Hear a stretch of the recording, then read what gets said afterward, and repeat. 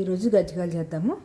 కొబ్బరి కొంచెం ముదర కొబ్బరి పొడి కొట్టుకుని వేపుకుని నెయ్యి వేసి వేపుకుని పక్కన పెట్టుకున్నాను. దీన్ని నువ్వులు ఇది కూడా వేపుకుని పొడి కట్టుకున్నా. అవి ఈ రెండు అయినాయి.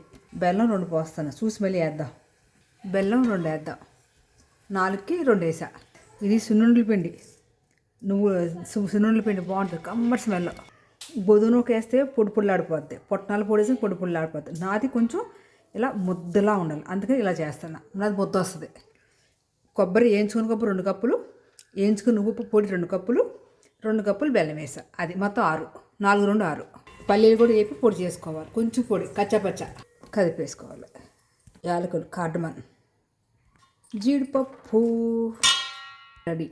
ఇలా ప్యాక్ చేసి ఫ్రిడ్జ్లో పెడితే 2-3 నెలలు 6 నెలలు నిల్వ ఉంటుంది. కావాల్సినప్పుడు గజ్జికాయలు చేసుకోండి, ఫ్రిడ్జ్లో పెట్టేయండి. ఇంకొన్ని తయారు చేస్తా. అమెరికా, ఆఫ్రికా, లండన్ ఎక్కడైనా పంపించుకోవచ్చు. అక్కడ వాళ్ళలో చేతి తయారు చేసినప్పుడు వండేసుకోవచ్చు గజ్జికాయలు. ఎప్పుడు కలిసి అప్పుడు.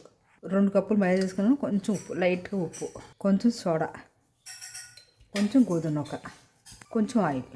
మైదా కొంచెం గట్టిగా కలుపుకోవాలి. అప్పడం చేశాను, ఇది పెట్టాను, నొక్కుతున్నా. గజ్జికాయ రెడీ. 2 రెడీ, వేగినాయి. రెడీ కజ్జికాయలు నాయి ఇలా ముద్దగా ఉంటాయి. పొడి పొడిలాడాలంటే గోధుమ నూక, పుట్నాల పప్పు అయితే పొడిగొద్దాయి, కొబ్బరి వేస్తే కడతాయి. రెడీ.